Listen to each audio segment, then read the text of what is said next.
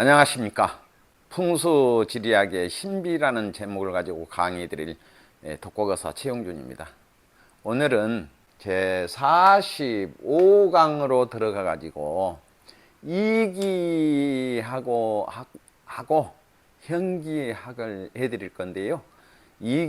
이기학에서는 후천 이기오행하고 정오행은 또 어디다 쓰는가, 홍범오행은 어디다 쓰는가, 쌍산오행은 어디다 쓰고 성숙오행은 어디다 쓰는가, 이것을 갖다가 이기오행이라고 그래요.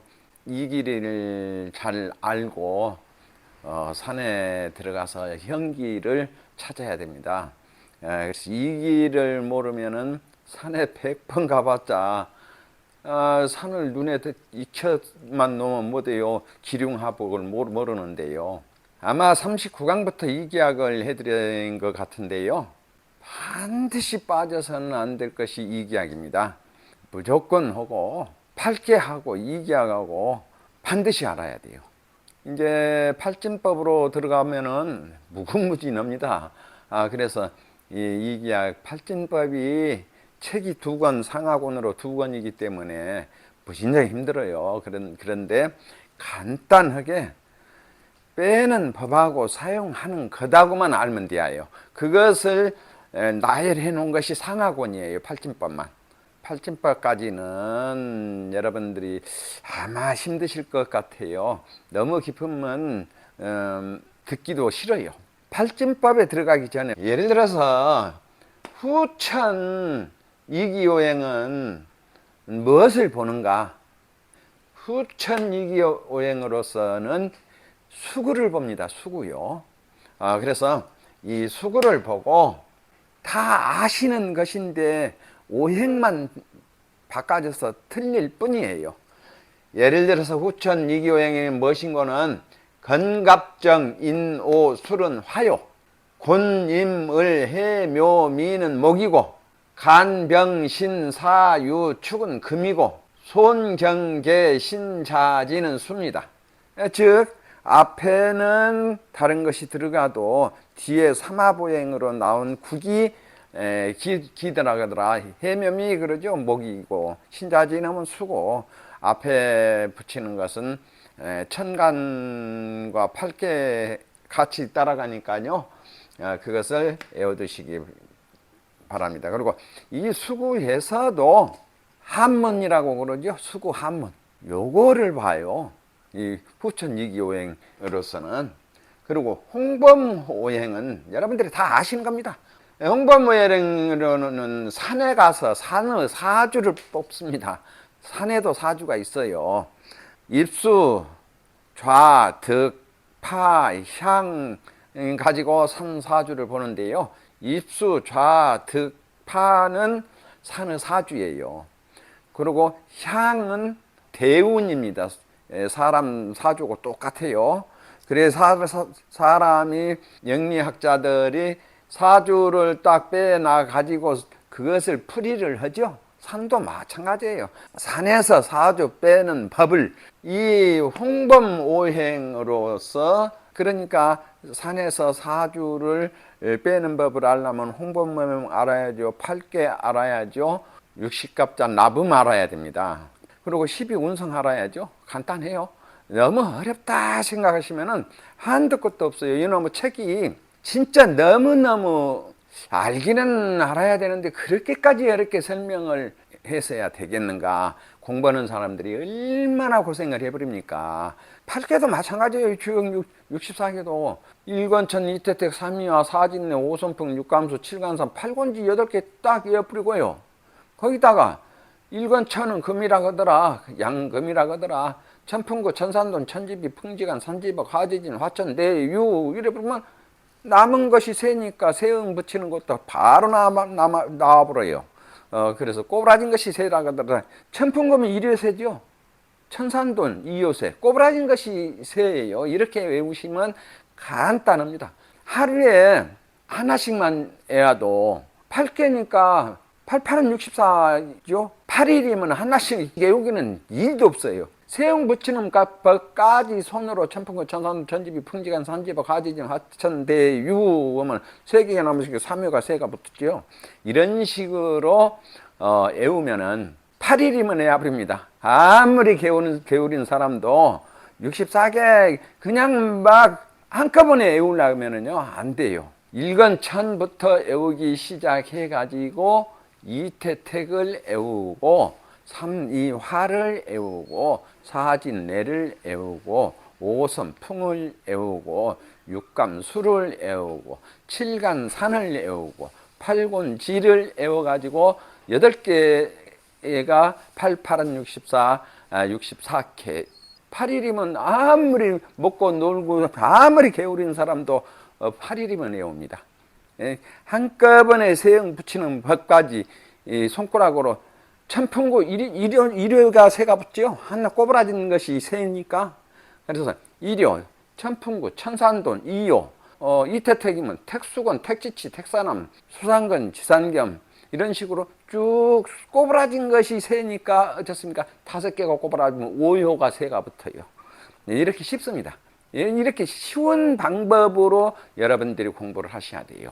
홍범오행으로서는 사주 산에서 사주를 뽑아갖고 가지고 또 산의 운세를 혈의 운세를 본다 하더라. 사람하고 똑같습니다. 사람 사주 보는 것도 똑같습니다. 어렵게 생각지 마세요. 오행은 아셔야죠. 이 홍범오행이라는 것은 인갑, 진, 손, 무, 자, 신은 수라가더라. 진, 간, 사는 목이라거더라. 이, 임, 병, 을은 화고, 태, 정, 건, 해는 금이고, 개, 축, 곤, 경, 미는 토가 이것이 홍범오행이에요. 이걸 알아야 산에 가서 산사주를 뽑습니다. 산사주 하니까 다른 것 없어요. 혈이 맺어졌죠. 혈의 사주를 뽑아보는 거예요. 그러면은 기륭하복이 바로 나오겠죠. 그리고 산에서 사주 뽑는 법하고 산에서 64개 뽑는 법하고 이 두 가지만 알아보면 돼요. 그러면 기륭하복은 그 속에가 다 들어버렸죠. 12운성 붙여갖고 기륭하복을 더 정확하게 알고 구궁을 거기다 붙이면 더 기가 막히게 나와버립니다. 그래서 지리학은 음양오행하고 구궁하고 8개하고 12운성하고 포태구성 최고라고 그러죠. 선사들도. 그래서 이런 것만 알면 되는데 반드시 주역을 어렵다 하지 말고 주역을 들어가세요. 하루에 한 줄씩만 8개 한 줄씩만 외워도 8일이면 외워버린다 하더라. 세응 붙이는 것까지 전부 다가 얼마나 24권의 주역이 8일이면 외워져 버리니까 얼마나 재밌습니까? 이렇게 쉽게 공부하는 것을 알려드려야 돼요. 처음부터 끝까지를 나열해놓으면 뭐죠? 너무 어려워서 못해요. 정오행으로는 혈처로 들어오는 용, 그 용의 기륭하복을 보습니다. 정오행으로는요. 그래서 또 수구를 보고 국을 찾아서 외반으로 수구를 찾습니다. 그리고 국도 외반으로 찾아요. 용을 볼 때에는 내반 정침으로 용을 찾습니다. 역순에서 포태양생을 역순에서 용의 생사기룡을 찾습니다.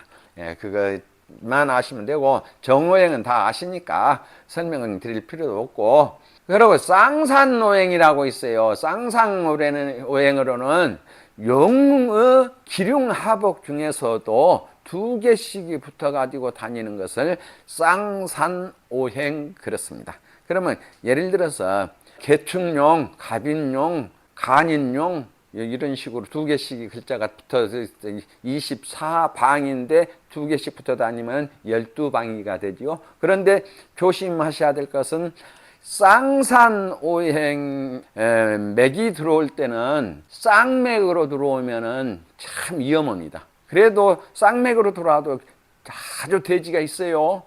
쌍맥으로 들어온 맥이라 해가지고 놓는 방법이 있습니다. 보통 나오는 책에서는 어떻습니까? 쌍맥으로 들어오면은 그것은 흉한 맥 이래버려요. 절대 틀립니다. 정미맥에서도 특수한 기경 계열은 쌍맥에서 나와요. 50% 이상이 쌍맥에서 나와요.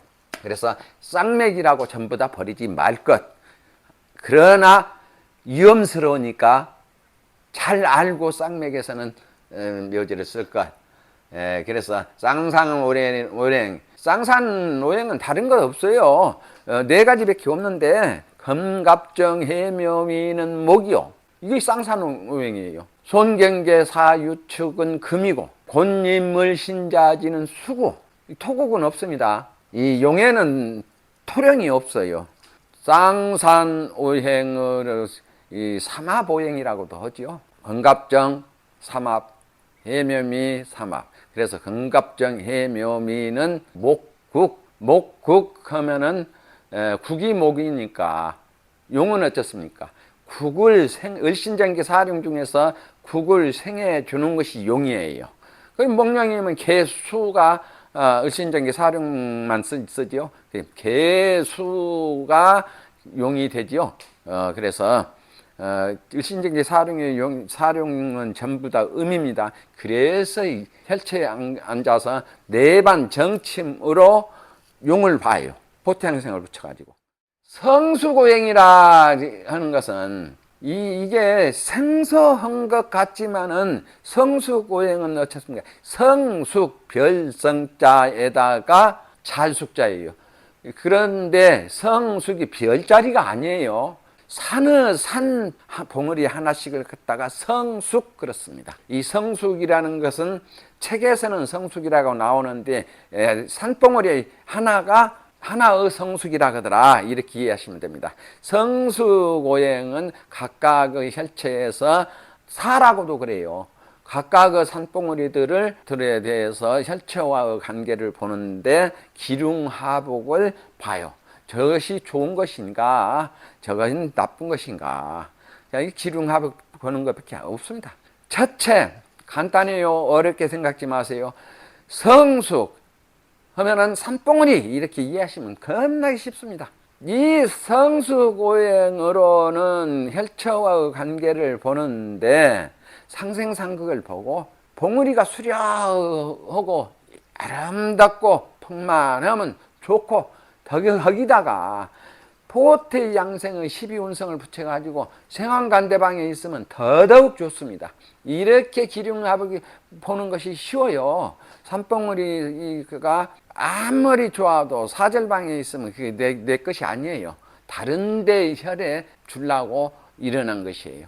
나한테는 해로워요. 아무리 보기 좋게 있었어도. 그래서 이것이 하나의 사를 보는 방법이라고 생각하시면 됩니다. 사가 다른 것이 아니라 산봉우리들이에요. 혈체에서 이 봉우리, 저 봉우리, 저 봉우리 이런 것들이 이 봉우리는 나한테 내가 혈이라고 하면은 나한테 어떻게 좋은 일을 할까, 나쁜 일을 할까, 나를 때리고 있는가, 나를 돕고 있는가. 간단합니다. 이렇게 해서 기륭합을 찾는 것인데 건곤간소는 목이요, 각경병임은 수고, 진술충미는 금이에요. 좌오묘유는 양의하고 인신사회에는 의무하고 또 을신정계에는 토가 되고 각각의 오행이 다 다르니까 어디다 쓰는가를 보는 것을 먼저 이해하셔야 돼요. 이 성숙오행으로는 각각의 산봉우리들이 혈처와 관계에서 좋고 나쁘고 다른 것도 없어요. 파리하고 수차고 도망가면 그건 나쁘고 아름답고 두툼하고 수려하고 나를 바라보고 있으면 그게 좋은 것이고 또 생황간대방에 있으면 더더욱 좋고 또 혈을 갖다가 이 오행이 이 산봉우리 오행이 혈이 목이면은 갑경병임 방에 있는 게 수생목에서 좋죠. 갑경병이면 수니까요. 네, 이런 식으로 어렵다 한 것을 덜어버려야 더 쉽게 빨리빨리 배워집니다. 이제 이기학에 대해서는 간단하게 어렵게 공부하지 마세요. 내가 알려드린 식으로만 공부하면은 여기 전부 다 사진 찍어서 올려드리니까 이것만 가지고 공부하면 더 배울 것 없어요. 갑자 쓰고 어디다 쓴다는 것만 알면 되고 어떻게 쓴다는 것만 알면 되지. 다른 거 배우려고 하시지 말고 그것이 어디다 쓴다, 뭐에 쓴다, 무슨 오행은 뭔 것이다만 이것만 알면 돼요. 형기학으로 들어가면은 이거 구성 중에서 염정에서 맺는 혈이에요.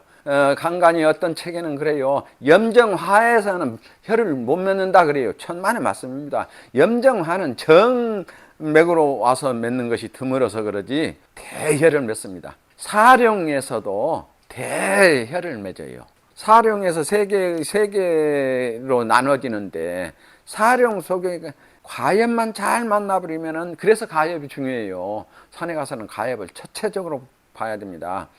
가엽 오고 주산 오고 현 오고 맥기봉 오고는 반드시 봐야 돼요. 주산 현무를 찾아가지고 가엽을 찾아야 맥기가 온 것을 보여요. 그래서 그 맥기봉이 딱 일어났으면 불과 2, 3절 안에서 혈이 맺는구나 대번 알아버립니다. 짧은 것은 단절 바로 그 밑에서 혈을 맺고 길고 대혈이라도 3절 이상 가는 것이 드뭅니다. 맥기 3절이라고 하면 엄청나게 대혈이에요. 염정에서도 화를 염정이라고 그래요. 염정 그러니까 전부 다 화의 봉오리죠. 화의 봉오리. 염정에서도 이게 목이 붙어 있으니까 목이 붙어 있어서 그곳으로 가서 혈을 맺으니까 염정화의 혈은 목을 달았으면은 목에 가서 혈이 붙는데 목은 어떻습니까? 목에서 혈이 붙으려면 마디에다 맺습니다.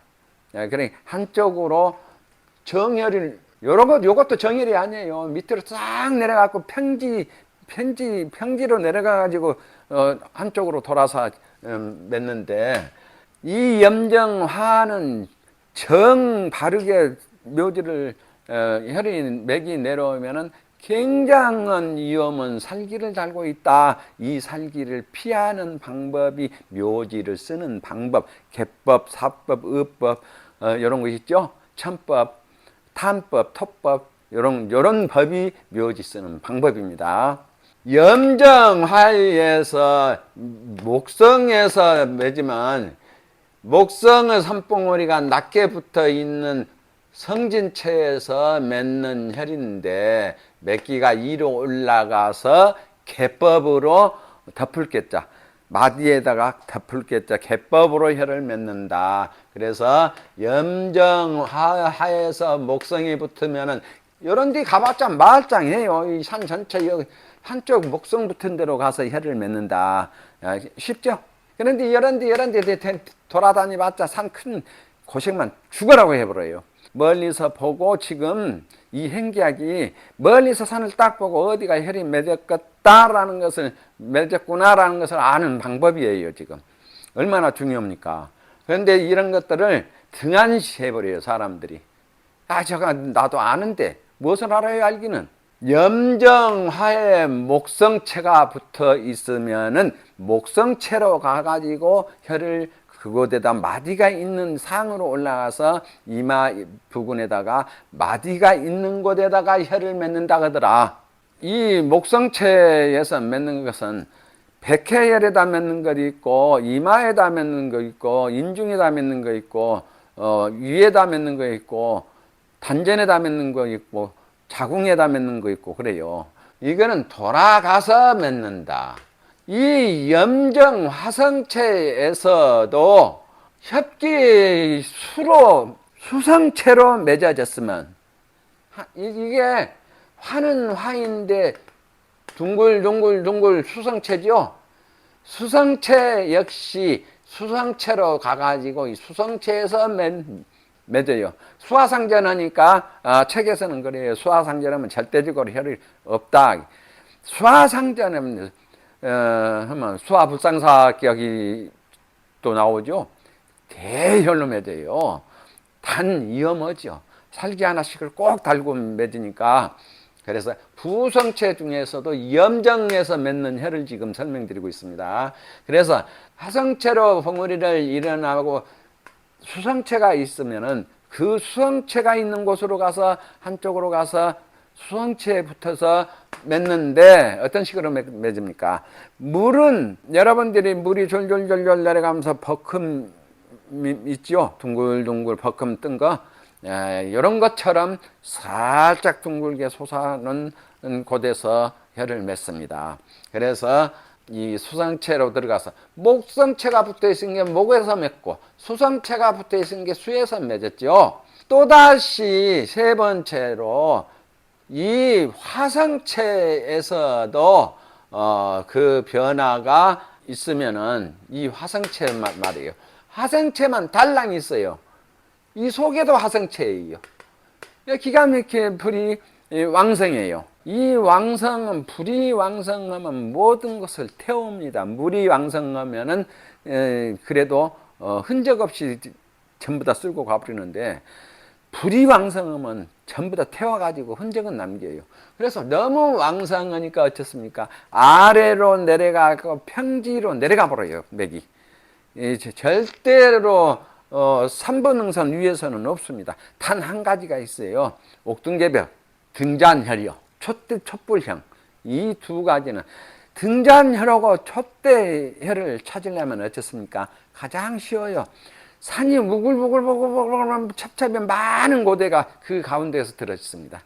산이 훤히 터진 데서는 절대 옥등혈 같은 게 촛대혈 같은 이런 혈이 없습니다. 산이 우중충충에 중첩돼서 많은 곳으로 들어가 가지고 낮으면서 아름답게 솟아난 것이 옥등혈이나 이 촛대혈이에요. 그러면 화성체로 만들어진 곳에서는 화기가 왕성하니까 야지 평지로 내려가 가지고 밭이나 들에 가서 맺는다 하더라. 이렇게 이해하시면 되고요. 이 화성체 중에서도 토성체로 어깨를 하고 맺는 것은 화생토 하니까 아름다워요. 요것 하나는 중앙으로 내려가서 맥이 맺습니다.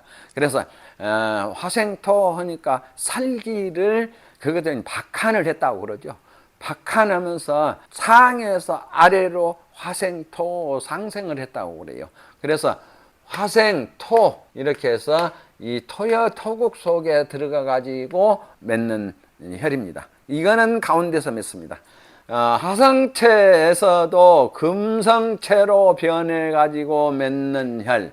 화극금을 하고 있으니까 혈처의 뒷자리만큼은 토성체를 이루어줘야 혈을 맺는다 하더라. 화극금을 하고 있으니까 토가 속에 들어가서 토가 있어야 화생토, 토생금 해가지고 중화를 이루어가지고, 중화를 이루는 게 무엇입니까? 결국은 혈을 맺는다는 뜻이에요.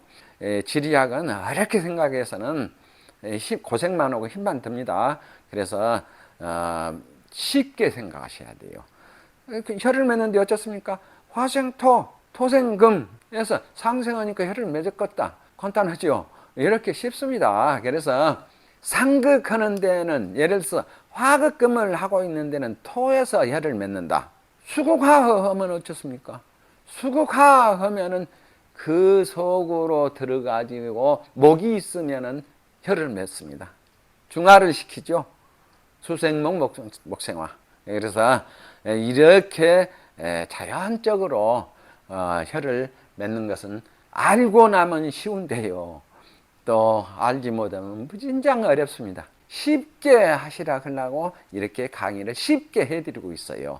그래서 이 금마사토 오행 중에서 염정 화성체에서 맺는 혈들은 대부분이 속에가 토성체가 안 들어가 있으면은 화극금하고 혈이 없습니다. 또 화국 속에서 목이 있으니까 목을 가서 혈을 맺는다 하더라. 화극수 하니까 수성체에서 목성체가 속에 들고 금성체가 들어가지고 금생수, 수생목 해가지고 수에 가서 맺는다 하더라. 화기가 왕성 너무나 내외로 이 안에 화기하고 밖에 있는 화기 내외가 화기가 너무나 왕성하니까 무엇으로 맺습니까? 매화락지로 내려가서 바우 속에서 바우들이 많은 곳에서 맺어요. 매화락지열이. 그래서 매화락지로 떨어집니다. 이런 것들은. 간단하게 염정 화성체에서는 어떤 것이 이 어깨 보면 돼요. 어렵게 생각지 마세요. 어깨가 토면은 화생토 해서 맺고 중앙으로 내려가서 순생을 했으니까요. 중앙으로 가서 맺고 나머지는 전부 다 개상한 곳으로 가서 맺어요. 이것도 토로 맺었지만은 바르게 앉은 것 같지만은 다리가 쭉 펴고 겸국을 이루고 맺어요. 왜 그런 거는 이 겸국에서는 수기가 왕성해져요. 그래서 겸국 속으로 들어가 가지고 혀를 맺습니다. 이렇게 각각 맺는 방법들이 있으니까 놓치시지 말기 바랍니다. 그리고 한 가지 또 알아두셔야 될 것이 혀를 맺으려면 내두를 만듭니다. 내두가 무엇이냐? 혈처 뒤에 있는 봉우리가 내두예요. 토상내두, 수상내두, 화상내두. 그래서 이런 걸 때 측면내두라고 그래요. 이런 것도 이런 걸 보고 측면내두.